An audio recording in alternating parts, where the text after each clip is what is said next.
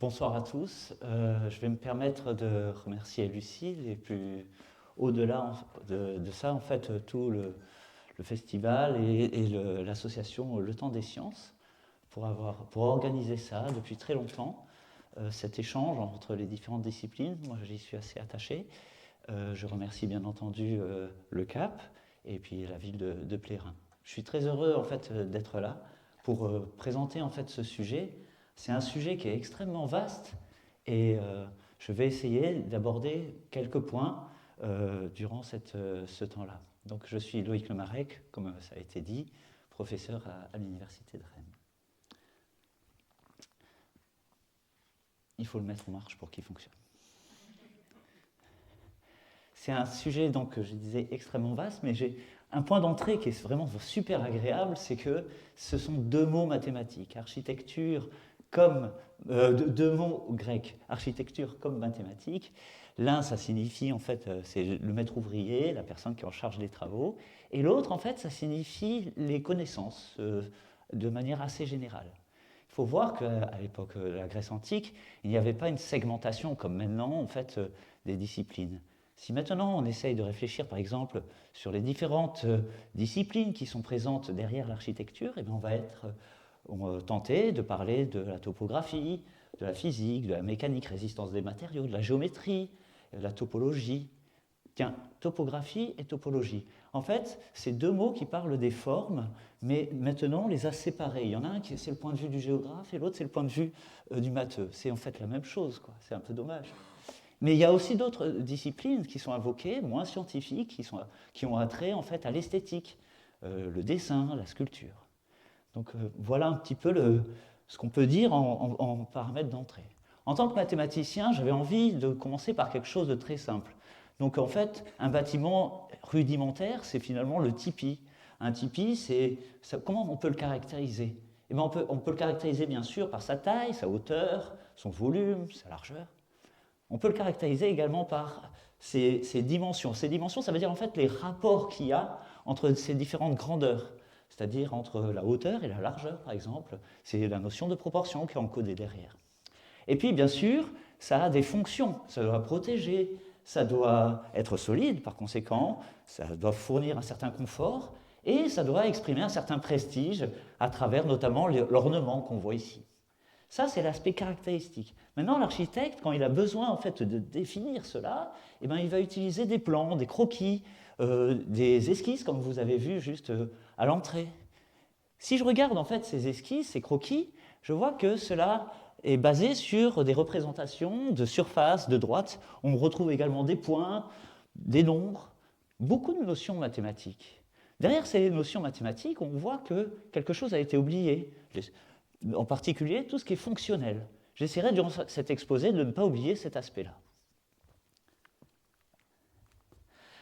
Ensuite, une fois qu'il a réalisé en fait ces croquis, l'architecte réalise souvent des maquettes pour dimensionner et s'assurer que les proportions sont bien conservées.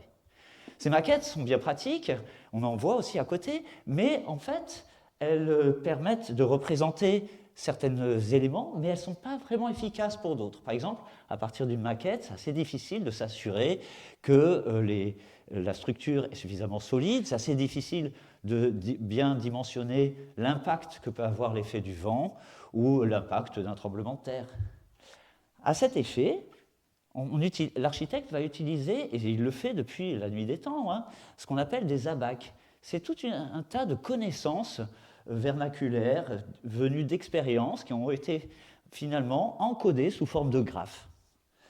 On voit donc des graphes, ah oui, tiens, une représentation plutôt mathématique.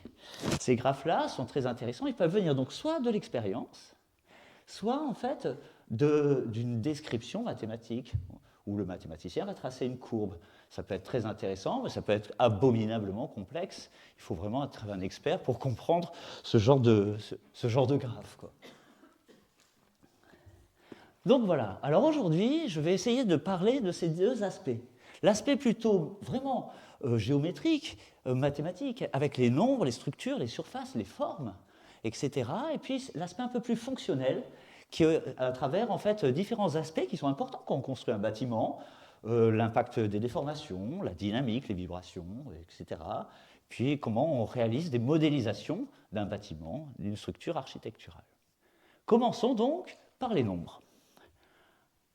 Je vais partir là encore du début parce que cet exposé a pour vocation en fait, de faire le lien, un lien un peu historique. En fait, les nombres pour les Grecs, ils se représentent notamment par des objets géométriques. Par exemple, quand on voit un cercle, on se rend compte que le rapport entre la longueur du périmètre et la longueur du diamètre est égal à un certain nombre qui vaut à peu près 3,14, un nombre qui s'appelle pi. C'est intéressant, mais ce qui est vraiment intéressant, c'est que c'est vrai quelle que soit la taille du cercle. C'est quelque chose qui est invariant. Pour tout cercle, on va avoir cette proportion-là. C'est un petit peu magique, et les Grecs ont observé ça. Et ces nombres magiques, on les trouve dans d'autres formes. Par exemple, dans un carré. Un carré, bien sûr, si on regarde le rapport de la longueur d'un carré sur le rapport de la longueur d'un autre côté, et ben ça fait 1. 1 est encodé dans le carré. Il n'était pas en fait dans le cercle. Mais un autre nombre existe. C'est le rapport entre la longueur de la diagonale et la longueur d'un côté. Ça vaut racine de 2. Et ça encore, quelle que soit en fait la taille du carré. Il y a donc en fait des nombres un peu magiques, et les Grecs s'en sont inspirés pour définir en fait, des structures architecturales qui respectent en fait, ces symétries, ces formes-là. Alors, on peut généraliser et se dire, et quid du rectangle? Et bien en fait, je vais parler d'un truc, c'est une expérience dans les années 60 faite aux États-Unis. On a donné à tout un tas de personnes plein d'échantillons de rectangles. Et on leur a dit, bon, écoutez, lequel vous trouvez le plus joli? Voilà. Tu dois choisir parmi ces 50 rectangles celui qui est le plus élégant, celui le plus beau. Et bien en fait, celui qui est choisi, en général, c'est celui-là. Bon, c'est comme ça. Et donc, mais moi je vais parler de celui-là. Celui-là, d'après les Grecs, il a un nom, c'est la porte d'harmonie. Quelles sont ses propriétés? La longueur du petit côté, la longueur du grand côté sur la longueur du petit côté est égale à racine de 2, le nombre que j'avais représenté auparavant. Un truc intéressant, c'est que quand je décompose ce grand rectangle en deux, un carré, et il va rester, et en fait, non, excusez-moi, quand je le décompose en deux, je vais avoir deux rectangles. Et ce qui est intéressant dans ce rectangle, et je ne peux pas l'avoir pour les autres rectangles, la longueur du grand côté sur la longueur du petit côté est toujours égale à racine de 2. C'est encore un nombre invariant qui est encodé dans cette forme géométrique. Et je peux continuer. La longueur de ce grand côté rouge sur la longueur du petit côté est encore racine de 2. Et je peux continuer. Voilà, donc ça c'est un rectangle qui a été utilisé par les Grecs, mais moins que l'autre qu'on appelle rectangle d'or. Quelles sont ses propriétés? On va le décomposer là encore et on va essayer de voir une structure qui va rester invariante, quelle que soit l'opération qui va être réalisée. On le décompose en un carré, et ce qui va rester, c'est un rectangle. Le rapport entre la longueur du grand côté sur le petit côté est égal à phi, à peu près 1,62, et ce qu'on appelle phi, c'est le nombre d'or. C'était également le rapport qu'il y avait entre le grand côté et le petit côté. Ce rapport-là est resté invariant par cette transformation. Je continue, et je décompose donc ce second rectangle en un carré et un rectangle, et, chose étrange, ce rectangle a toujours en fait la même proportion du rectangle d'or. Et je peux continuer, ça va rester invariant. Je continue. Les Grecs ont également observé en fait que ce rectangle avait une forme vraiment magique, dans le sens où en fait on retrouvait des formes que l'on retrouve dans la nature. Par exemple, en fait, on retrouve cette spirale logarithmique qui est celle du nautile, en plus généralement en fait des coquillages. Il y avait donc à la fois un lien entre ces formes géométriques, la nature et cette invariance. Ces nombres-là, c'était une façon de représenter ce qu'ils appelaient le cosmos. C'est ce monde merveilleux où tout était bien ordonné, on peut dire ordonné. Les Grecs ont étendu ce raisonnement-là sur des volumes. Ce qui est marrant, c'est que ça fait un flop. Ça n'a pas du tout marché. Ces solides de Platon Il y en a 5 à l'époque grecque, hein, il y en a eu plus tard d'autres qui ont été découverts. Notamment, on voit bien sûr le cube, c'est intéressant, bon, c'est le cube, quoi. C'est un dé, quoi. Et puis ce tétraèdre. C'est vrai que finalement, quand on regarde à l'époque égyptienne, Inca, eh ben, en fait, les pyramides, ben, c'est pas celle-là. Voilà. Donc ça, c'est un peu un mystère. Le tétraèdre n'a pas dû, ça a été un gros flop dans l'histoire de l'humanité. C'est des choses qui arrivent et c'est pas grave. Revenons au nombre d'or.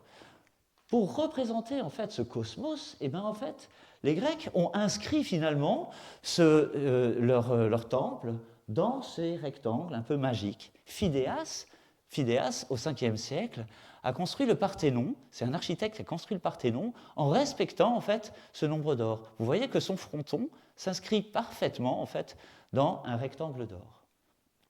Mais d'autres proportions existent dans le Parthénon. Par exemple, la proportion 4/9 est très présente dans le Parthénon.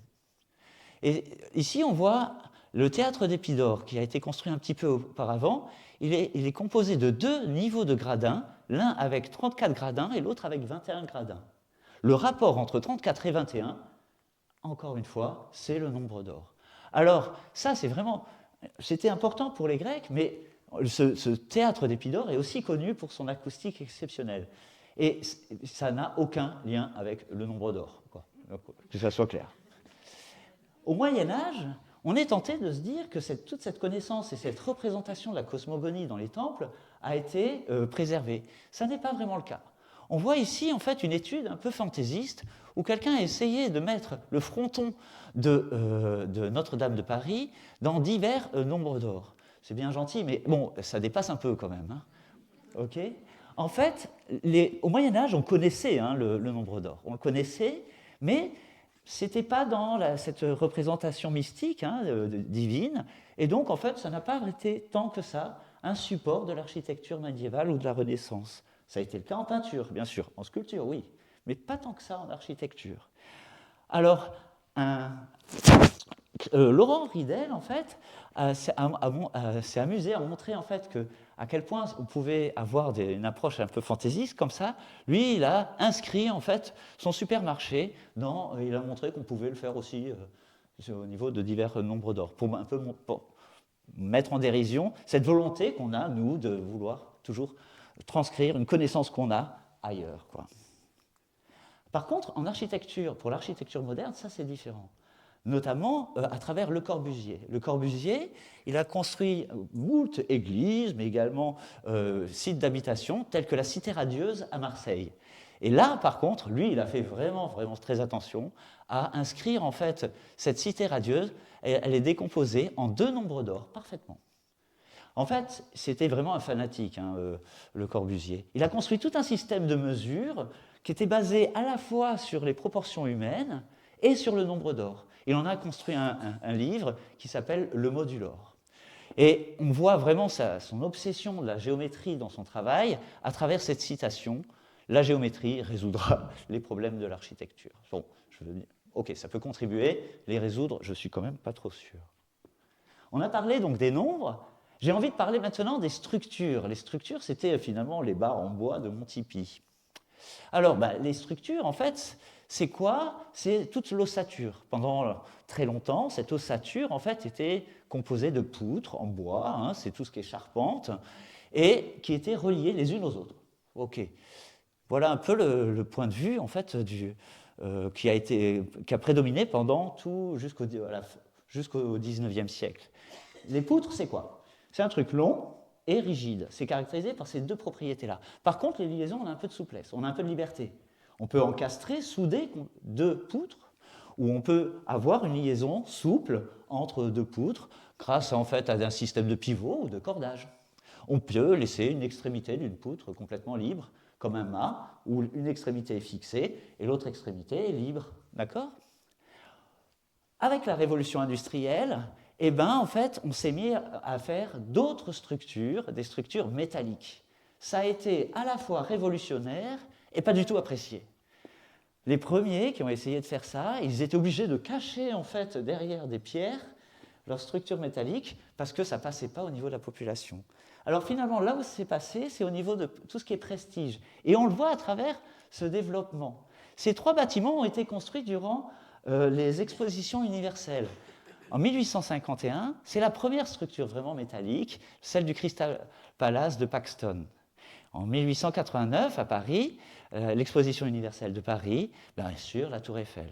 J'ai choisi cette photo parce que vous voyez qu'on voit également des ponts. Ici, c'est un pont qui a été construit par Eiffel. Il a commencé avec des ponts, en fait, Gustave Eiffel.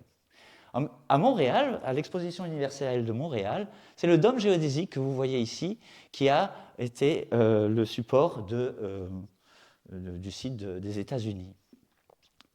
Alors, ça c'est pour le squelette, ok.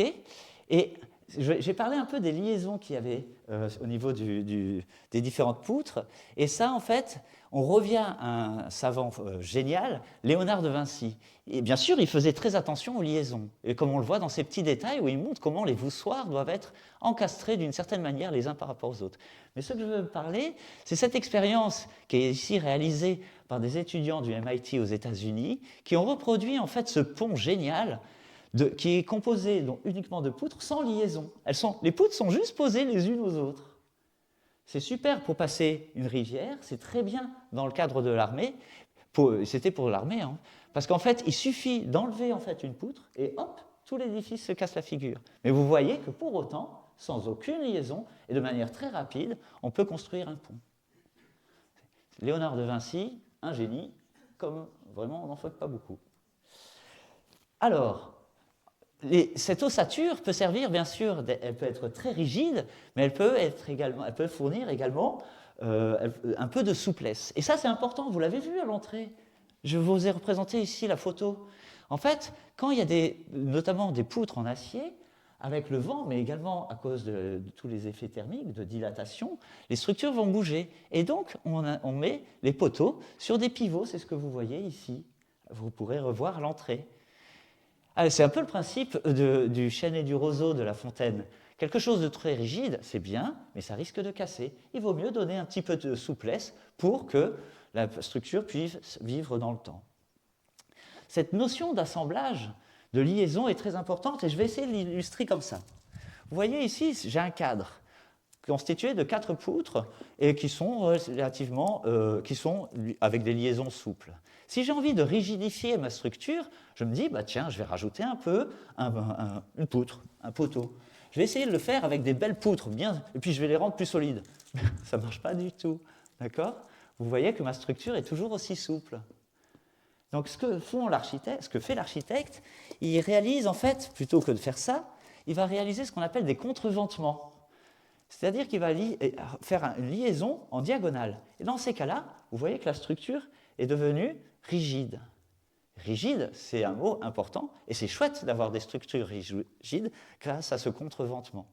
Mais attention, rigide, ça ne veut pas dire stable. Hein. Vous voyez ? Donc, des propriétés très riches, finalement, des comportements très riches, avec des outils très simples. En tant que matheux, on ne pouvait que sauter sur l'occasion. Voilà ici une animation, attention, qui montre en fait comment en fait, un assemblage permet en fait, de réaliser un dessin à une nouvelle échelle. Ça a été utilisé pendant très longtemps par les architectes pour faire en fait des trucs, quoi, des maquettes plus petites, voilà, des maquettes à diverses échelles pour reproduire à diverses échelles leurs maquettes. Et là encore, hein, juste des poutres et des liaisons, mais fixées de manière intelligente. Alors en maths, nous, on s'est inspiré de ça. On appelle ça des treillis, et avec ces treillis, on a construit ce qu'on appelle des matériaux architecturés. En effet, en fonction de l'assemblage, c'est ce que je vous ai raconté, on va avoir des structures soit légères, soit rigides. On le voit ici avec ces contreventements qu'on appelle des écharpes, ou ici, au niveau des murs, à travers ces croix qu'on appelle des croix de Saint-André, qui permettent d'assurer une certaine rigidité à la structure. Je vous ai montré que ça pouvait avoir un intérêt pour la stabilité, pour l'effet d'échelle également. Mais il y a bien d'autres comportements qui peuvent être très rigolos. Regardez ici une structure en nid d'abeille. Si je tire dessus, c'est un peu le principe de conservation de la masse, hein, mais du volume plutôt. Si je tire dessus, ça va devenir plus fin. D'accord ? Bon, logique. Mais si on s'amuse à faire un assemblage un peu particulier, c'est ce qu'on fait, nous, actuellement. Francesco Dall'Isola, c'est un ami qui a à Rome. Eh ben, on crée des matériaux oxytiques grâce à cet assemblage un petit peu particulier. Donc, au lieu d'avoir un amincissement quand on tire sur le matériau, on va avoir un gonflement. On construit donc ces matériaux architecturés, on essaye de les modéliser pour pouvoir en fait répondre à certaines fonctions qui peuvent avoir divers intérêts, mais également en fait pour faire des maths sympas. Parce que c'est assez simple en fait, donc c'est vraiment agréable. J'ai parlé des surfaces, des structures, maintenant je vais vous parler un petit peu des surfaces. Je n'ai pas grand-chose à dire sur les surfaces, mais quand même, je voulais parler des pavages. Un pavage, c'est intéressant, c'est une façon de répartir, en fait, de remplir en fait, le plan. Et si vous voulez le faire avec des objets géométriques parfaits, des triangles équilatéraux, des hexagones ou des carrés, des choses de ce genre, en fait, on peut prouver qu'il n'existe que 3 pavages réguliers qui sont possibles. Si vous êtes Marseillais comme moi, eh ben, vous retrouvez ici les tomettes qu'il y a en centre-ville de Marseille. Si ensuite on compose plusieurs briques élémentaires, eh bien là, on a une infinité de combinaisons. Un pavage, d'un point de vue géométrique, d'un point de vue un peu matheux, c'est quoi? C'est à la fois une symétrie et une périodicité. Symétrie, si je tourne, je retrouve le même truc. Périodicité, je retrouve toujours le même personnage. Et ça, en fait, ça c'est pour le plan. Mais comme je vous l'ai montré auparavant, dans la structure en nid d'abeille, on peut retrouver ça, en fait, en 3D. C'est ce qu'on appelle, dans la nature, c'est des cristaux ou des nids d'abeilles. D'accord? Alors, pas forcément, bien sûr, on n'est pas obligé d'avoir des structures géométriques.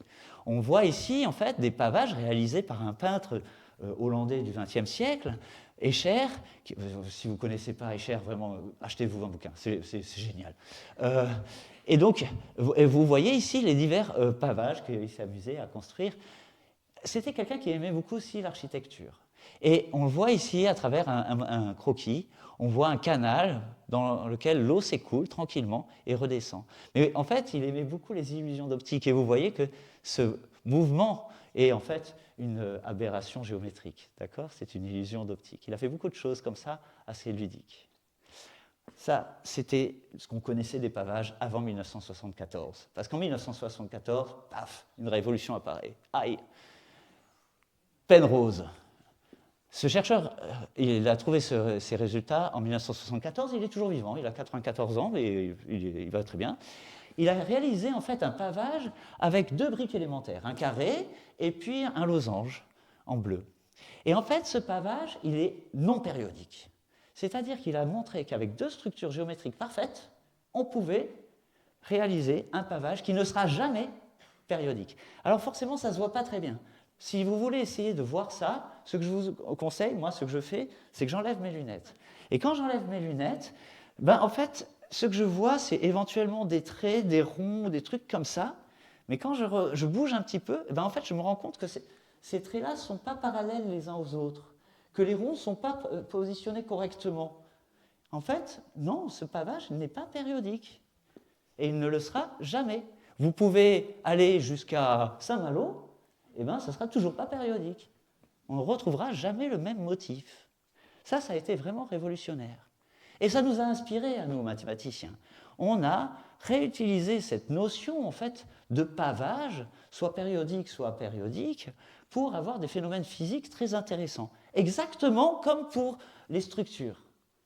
Là, je vais donner, en fait, une illustration qui est vraiment d'actualité. Vous voyez que les travaux sont vraiment de maintenant. C'est ce qu'on appelle en fait les quasi-cristaux et les métamatériaux. Ici, vous avez un quasi-cristal au centre, là, un cercle, où vous avez en fait une structure périodique, mais uniquement sur un cercle. Et puis ensuite, hop, ça change de périodicité, ça change de périodicité. On va dimensionner ça, parce qu'on maîtrise, on contrôle ces choses-là, on va le dimensionner de manière à répondre à une certaine fonction. Et la fonction, c'est de pouvoir éviter les phénomènes de diffraction d'onde. Vous voyez que, normalement, quand une onde arrive sur un obstacle, il y a un phénomène d'ombre. Cette ombre, c'est ce que vous voyez ici, C'est cette partie qui est juste, elle est à peu près à zéro en fait. Donc il n'y a pas vraiment, l'onde se propage plutôt dans cette direction ou de part et d'autre. D'accord ? Si maintenant je mets un pavage apériodique, un quasi-cristal au milieu, là, alors c'est un quasi-cristal, c'est un pavage plutôt bien spécifique au milieu, ben vous voyez que je n'ai pas ce phénomène d'ombre. Et ça, en fait, mon ami Nicolas Auffray, eh ben, il a illustré ça pour un phénomène sismique. Normalement, une onde sismique se propage en ligne droite. Si bien que si vous avez un bâtiment, il va y avoir un phénomène de diffraction. Vous voyez que l'onde sismique est renvoyée de part et d'autre. Et le bâtiment, ben, il sera détruit. Alors si on réalise un autre, on se débrouille pour que l'onde se propage dans un matériau qui est un quasi-cristal, eh ben, on peut s'amuser à avoir une déviation de l'onde. Cette déviation-là, elle permet en fait d'éviter que votre bâtiment soit sollicité par ce séisme. On n'a pas de phénomène de diffraction, et de l'autre côté, on a quasiment la même chose que ce qu'on avait en face. C'est-à-dire que quand l'onde arrive ici, c'est comme si elle n'avait pas vu du tout le bâtiment. OK ? Et on dimensionne, on essaye de modéliser ces choses-là en s'inspirant de cette structure. La difficulté, c'est qu'on doit faire une modélisation à deux échelles. À la fois, on doit simuler le phénomène de séisme et de bâtiment, mais également simuler ce qui se passe à toute petite échelle. Et ça, c'est quelque chose de très difficile, de réaliser des simulations à deux échelles simultanées. D'accord ? C'est actuellement les travaux sur lesquels nous travaillons. Voilà pour les surfaces, et je vais parler maintenant des formes. Alors, je vais insister sur une forme particulière, celle des fenêtres. Bon, on fait ce qu'on peut. J'ai plein de formes de fenêtres ici, et on est tenté, si je dois vous demander quelle est la forme la plus solide, de manière intuitive, on serait tenté de dire que c'est plutôt une arche comme ça, parce que ça risque de casser. OK. Et pour mieux comprendre ça, j'ai décidé de regarder plutôt les tumulus, c'est comme ça que ça s'appelle ? Oui. Hein ? Oui. OK. Les tumulus, à l'époque néolithique, les tumulus, l'entrée était réalisée par un linteau très massif. Ça permettait de supporter le chargement qu'il y avait au-dessus. OK ? Et donc, à Mycène, à Mycène, à l'âge de bronze, eh ben en fait, ils ont découvert un nouveau truc. Ils ont en fait réalisé cette petite ouverture. Normalement, il y avait des poutres en bois, juste pour faire beau. Hein. Et donc, cette ouverture, de manière à ce que le chargement n'aille pas sur le linteau, mais plutôt en fait sur les contreforts de la porte. Ça, c'est vraiment une véritable révolution. Et on voit arriver petit à petit cette arche qui a ensuite fait qu'on retrouve dans le gothique, etc. Alors la question qu'on peut s'amuser à poser, c'est quelle est la plus belle forme, du moins la plus efficace, la forme idéale d'une arche ? Cette question est intéressante et pour la comprendre, il faut se dire que, voilà, on ne fait pas des gros linteaux comme au néolithique, on utilise des voussoirs, des briques comme ça. Eh bien, un voussoir, c'est très résistant en compression. Par contre, en cisaillement, ce n'est pas du tout résistant. De la même manière, en traction, pas du tout résistant. Si vous voulez avoir une structure résistante, il faut se débrouiller pour que les voussoirs, ces briques, travaillent uniquement en compression. Quelle est la forme idéale à donner à votre arche de manière à ce que les voussoirs, ces briques, ne soient qu'en compression et pas en cisaillement ? C'est ce travail-là qu'il a fallu aborder et en fait, la solution a été introduite par Hooke. Alors, Hooke, il s'est rendu compte que les contraintes, en général, sont proportionnelles à la déformation. Si je déforme peu, eh ben, si j'exerce une faible force, une faible contrainte, faible déformation. Grande contrainte, grande déformation. Il y a donc une relation de proportionnalité entre la contrainte et la déformation. Ça, c'est en général. Mais en fait, pour des voussoirs, eh ben, on peut avoir une contrainte très forte avec une déformation nulle ou une déformation très importante avec une contrainte nulle, mais une déformation positive. D'accord ? Par contre, quand la contrainte c'est la compression, il n'y a pas de déformation. Réciproquement, si je regarde une chaîne, c'est l'inverse. Une chaîne, c'est très résistant en traction, mais ça n'est pas du tout résistant en compression. On a donc une loi de comportement qui est opposée, symétrique. Symétrique. Ah, tiens donc, intéressant. Eh bien, c'est ce qu'a observé Hooke, un expérimentateur contemporain de Newton. Il se détestait. Et donc, il a publié ce truc-là, je ne sais pas très bien lire le latin, donc je ne vais pas le faire, qui veut dire, de la même façon que quand un fil flexible s'élève l'arche rigide, mais de manière inversée. En fait, il n'a pas publié ça, parce qu'à l'époque, ça ne se faisait pas trop. Donc il a envoyé à tous ses copains, Newton et les autres, Leibniz et tout, il a envoyé ça, cet anagramme. Si bien que si quelqu'un trouvait cette loi, il pouvait dire, non, non, en fait, rappelle-toi, il y a 2 ans, je t'ai envoyé une lettre codée, et bien en fait, ça signifiait ça. Donc il pouvait utiliser ces résultats, il avait la primeur, mais il ne disait rien à personne. C'était comme ça à l'époque.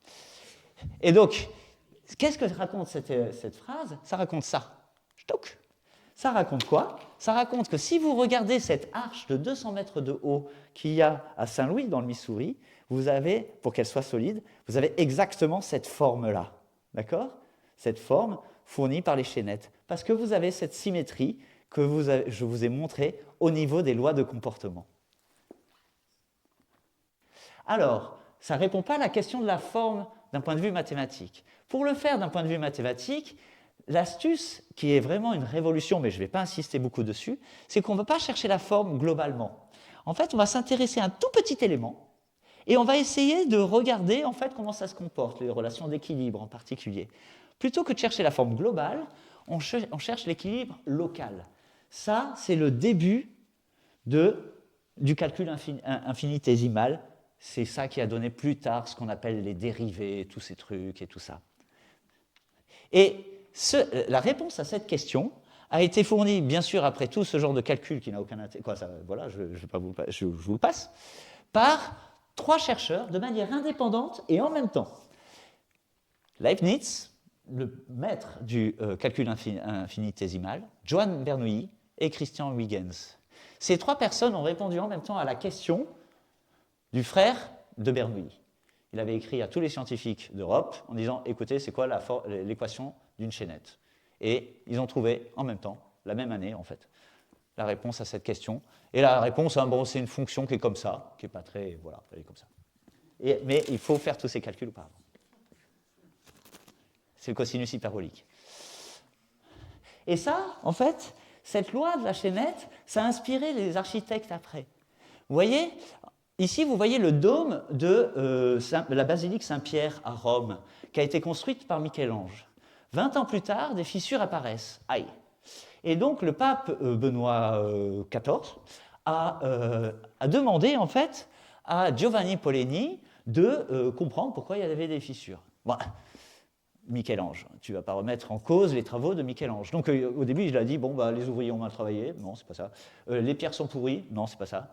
Donc, en fait, au bout d'un moment, il s'est rendu compte que la forme du dôme de Michel-Ange, du dôme de Saint-Pierre de Rome, n'était pas la bonne. Et il s'en est rendu compte avec cette expérience, avec cette chaînette. Alors, bien sûr, il faut tenir compte du fait que la circonférence est plus grande à l'extérieur qu'à l'intérieur. Et donc, en fait, il met des billes petites ici et plus grosses ici pour tenir compte de ça, lester correctement sa chaînette. Une fois qu'il a la bonne forme de la chaînette, il la reporte. Et ce que vous voyez, c'est que ça n'épouse pas parfaitement la forme du dôme créé par Michel-Ange. Ce qui explique les fissures, mais ce qui a permis à Giovanni Polini de dire où il fallait réaliser les... j'ai écrit le mot parce que je ne le trouve jamais. Les renforts, merci.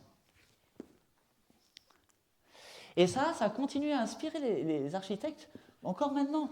Gaudí, qui était l'élève de Viollet-le-Duc, donc il s'y connaissait pas mal en architecture du Moyen-Âge et de la Renaissance, eh ben, il a utilisé ce système de chaînettes pour dimensionner la Sagrada Familia. Et à la fois comme ça, mais également en tenant compte des lestes, comme je vous l'ai expliqué auparavant. D'accord? C'est exactement la même méthode. C'est beaucoup plus efficace et beaucoup plus rapide que de faire des calculs ou de demander un matheux. Ça, je peux vous l'assurer. Parlons des déformations. J'ai parlé donc de toutes ces fonctions, un peu qui viennent des maths. Maintenant, de tous ces objets qui viennent des maths. Maintenant, j'ai envie de parler plutôt des fonctions qu'on doit réaliser. Et le premier truc, c'est de ne pas trop se déformer. Alors, pour la déformation, ben là encore, c'est Hooke qui a vraiment révolutionné le truc. Il a écrit à ses copains, en 1960, ut tensio. En fait, il n'a pas écrit ça, il a écrit ça, bien sûr. Oui. Et ce qui signifie, autant je tends, autant ça se déforme, autant je tire, ou l'inverse. Mais voilà, globalement, ça veut dire ça. C'est écrit sur le fronton de l'Université de Montréal. Quand vous prenez une poutre de longueur L, avec une certaine R au niveau de la section A, et que vous exercez une force, vous observez bien sûr un petit déplacement. OK ? Et bien en fait, ce qu'a montré Hooke, c'est que le rapport entre la force et l'air était proportionnel au déplacement relatif. Ce que vous voyez là, c'est pas rien quand même. Hein. C'est le premier rabac qui ne vient pas de l'expérience, mais qui vient en fait de l'équation. C'est quand même génial, quoi. Et ce qui est génial, c'est surtout que cette pente, ce coefficient de proportionnalité, il est propre aux matériaux, quelle que soit la longueur de la poutre, quel que soit son air, quelle que soit la force. Et bien, en fait, à partir du moment où votre poutre est en acier, la règle va suivre cette pente-là. Si vous avez une poutre qui est en bois, eh ben, vous allez avoir une autre pente, comme ça. J'arrive pas à le faire, mais une autre. Ah, si, je vais faire comme ça. Une autre pente. Si vous avez une poutre qui est en verre, une autre pente. Et ça sera générique, quelle que soit en fait la forme de votre poutre. Donc ça a été vraiment très intéressant, et on a voulu étendre ce travail-là. Et vous savez que si on l'étend, si je tire trop en fait sur ma structure, et ben, au bout d'un moment, elle va s'abîmer. On dit qu'elle se plastifie, puis elle s'endommage, puis à la fin, elle casse, quoi. Et donc maintenant, on travaille beaucoup en fait sur les équations qui régissent ce comportement. C'est très important parce que en fait, ça permet de s'assurer, ça nous permet de fournir aux architectes des normes et des codes qui permettent d'assurer l'équilibre et puis surtout la solidité, le fait que les structures ne s'endommagent pas. Et on a donc des travaux qui sont encore très actifs pour assurer une bonne prédiction de ces courbes-là et tenir compte de phénomènes de plus en plus complexes. La porosité, l'effet de l'embrun, de la corrosion, mais également l'effet sur un temps long. Ça, c'est pas évident. Donc, le vieillissement de la structure. Donc, on travaille pas mal là-dessus. Maintenant, je vais parler juste de dynamique. La dynamique, c'est la science, en fait, de tout ce qui est mouvement. Pour voir un peu ce qu'on appelle la dynamique, moi, j'ai décidé de parler un petit peu de Joseph Fourier, qui a dit que toute vibration était en fait issue de la superposition de ce qu'il appelle des modes de vibration. Regardez une corde, là ça c'est une corde, et ben au lieu d'étudier une vibration d'un point de vue complètement générique, ce que dit Fourier, c'est qu'en fait, on peut décomposer. Nous, en maths, on aime bien décomposer, parce qu'on décompose en éléments plus simples. Le mouvement que vous voyez là, eh ben, on peut le décomposer en plein de mouvements. Le premier mode, le deuxième mode, troisième, quatrième, cinquième, sixième. Et vous voyez que chaque mode a une fréquence de vibration qui est très différente. Les modes avec beaucoup de bosses et de creux, eh ben, ils vibrent très vite, alors que les autres, ils vibrent beaucoup plus lentement. Les équations qui régissent les fréquences de vibration des cordes, c'est connu depuis le Moyen-Âge. C'est connu depuis, je dirais, Mersenne. Ouais, c'est pas je dirais, je suis sûr en fait. Depuis Mersenne, c'était un religieux, il faisait partie de l'ordre des minimes. En 1637, il publie cette relation qui est toujours enseignée. Hein, elle est vraie, elle marche bien, très très bien, c'est vraiment chouette. Donc, par contre, si on veut connaître les vibrations d'une structure plus complexe, typiquement une poutre comme celle-là, vous voyez, tac. Et bien là, regardez, ça date uniquement il y a un siècle et demi à peu près, pour connaître cette relation-là. Et vous voyez que ce n'est même pas une égalité. Cette relation-là, on continue, moi je travaille un peu sur ces relations, on continue à essayer en fait d'améliorer ces prédictions-là.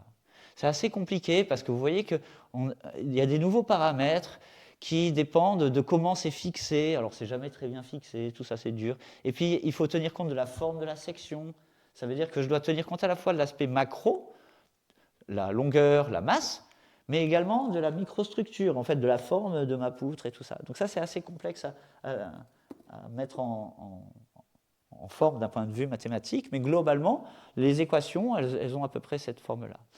C'est très pratique d'avoir ce genre d'abac, de loi, une fois qu'on a fait les maths derrière, et parce que ça permet en fait de renseigner en fait l'architecte sur divers phénomènes dynamiques. Là, voici un phénomène dynamique. C'est un phénomène de décollement, ça s'appelle, hein, et c'est les allées de von Karman. Von Karman, c'est un chercheur, il est mort en 1960 à peu près, hongrois, et puis ensuite il a été américain. Et en fait, vous voyez que quand il y a du vent qui arrive comme ça et qui rencontre un poteau, donc ça, il faut le voir comme ça. Je vais essayer de ne pas faire vibrer. Mais en fait, ça va vibrer, forcément. Mais il faut le voir comme ça. C'est-à-dire, le vent, il arrive comme ça. OK ? Et c'est une vue du haut. OK ? Et donc, cette simulation, ce qu'on voit, c'est qu'il va y avoir des phénomènes de décrochement en fait, du vent. Et vous voyez que ce phénomène de décrochement, il est périodique. Ah, périodique. Il y a donc une fréquence de décrochement. Poum, pium, tant de décrochements par seconde. Mais il y a également une fréquence de la poutre. C'est ce que je vais représenter juste auparavant. Et donc, il y a deux fréquences qui peuvent être soit similaires, soit très différentes.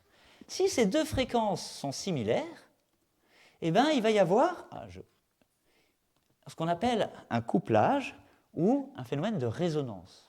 Et ce phénomène-là, vous le connaissez peut-être, c'est ce qui explique en fait ces enroulements que vous voyez à travers des cheminées. Ça s'appelle un turbulateur. C'est joli, hein ? C'est un joli mot. Et en fait, ce turbulateur va permettre en fait de faire décrocher encore plus le vent, d'une certaine manière, et donc il va y avoir, ça va éviter ce phénomène de résonance. Vous voyez des turbulateurs, quand vous allez rentrer dans votre voiture, regardez un petit peu votre antenne. Et bien, dans beaucoup de voitures, vous voyez qu'il y a une espèce de tortillon autour de l'antenne pour écouter la radio. Et bien, en fait, c'est pour la même raison. Vous voyez ces turbulateurs en Angleterre, également un pays où il y a beaucoup de vent, et où il y a beaucoup de cheminées et des briques. Et c'est ce qui explique en fait la construction de ces cheminées hélicoïdales, tu peux avoir une structure plus haute, et elle évite de tomber. Ça, c'est l'effet du vent, hein, voilà. Et donc, je vais maintenant parler d'un dernier point, c'est les séismes. Ah, important. Là, vous voyez en fait la tour Taipei 101, elle fait 508 mètres de haut, un demi-kilomètre. Ok, bon, ben, c'est haut. Hein. Et donc, c'est à Taïwan. Et donc, en haut de cette tour, il y a une boule en acier qui est comme ça, très très lourde, 660 tonnes, et elle est positionnée sur des vérins. Cette tour-là, en fait, cette masse-là, elle a pour but d'absorber en fait l'énergie en cas de séisme. C'est donc tout un travail, en fait, là encore, de modélisation et de dimensionnement qui a permis de savoir quel type de vérin, quel type de masse, etc., on devait positionner de manière à éviter en fait, des séismes.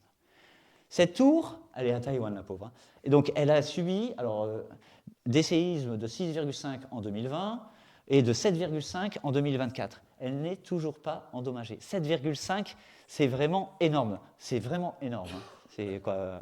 Normalement, les maisons, elles ne tiennent pas déjà. Donc, et elle n'est toujours pas endommagée. Comment ça se fait? C'est qu'en fait, c'est ce phénomène d'amortisseur harmonique. C'est quoi un amortisseur harmonique? Je vais vous l'expliquer de manière très simple. Ici, vous avez une structure qui peut osciller, d'accord? Et donc, comme toutes les structures, comme les cordes et tout, comme les poutres, elles ont leur fréquence de vibration. Les séismes ont leur fréquence de vibration.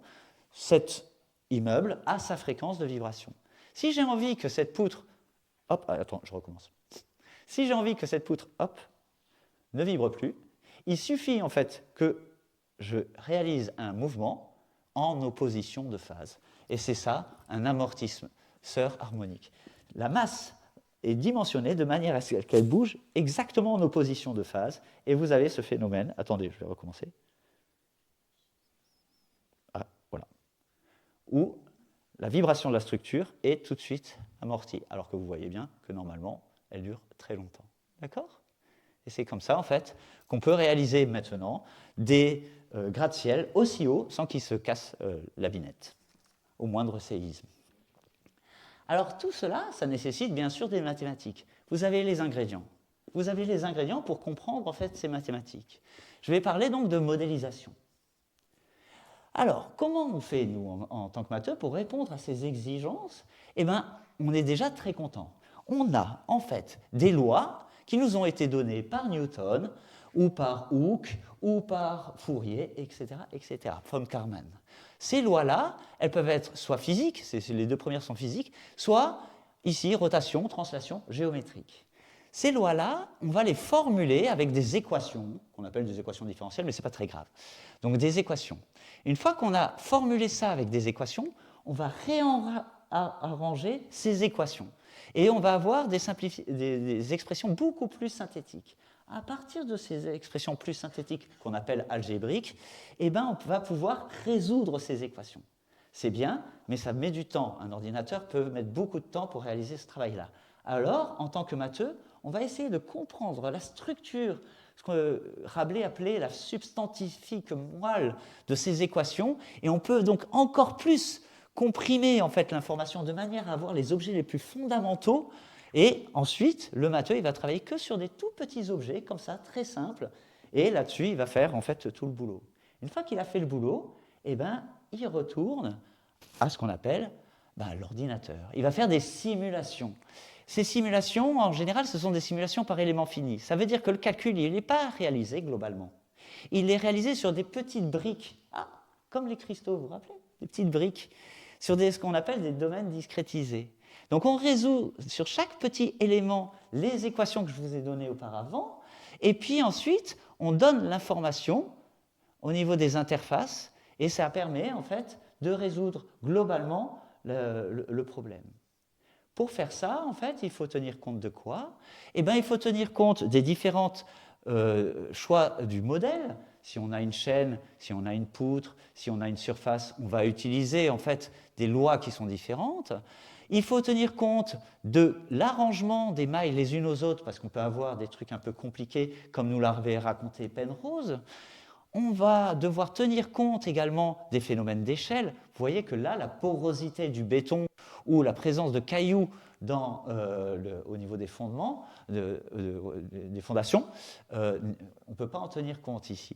C'est ce que nous avait montré Nicolas Offray, que ce n'était pas si évident en fait, de tenir compte des phénomènes d'échelle. Ensuite, on va travailler sur la meilleure façon d'assembler ces petites briques élémentaires, et on a vu que l'assemblage, c'était quand même quelque chose de très important, parce qu'on pouvait avoir des calculs qui étaient soit stables, soit rigides, c'est-à-dire que ça ne donne rien, soit instables, ça veut dire que le calcul explose. Donc ça, merci, Léonard de Vinci. Et puis, comme on l'a vu auparavant, eh ben, ces calculs vont être réalisés pour différentes physiques. Une fois pour de l'hydrodynamique, le vent, une fois pour de la statique, la solidité, une fois pour connaître la déformation, une fois pour connaître comment ça vibre en temps de séisme, la dynamique, l'effet thermique. L'architecte va chaque fois utiliser des codes différents pour tenir compte de ces différents phénomènes physiques. Mais nous, en tant que matheux, on va utiliser toujours ces choses-là.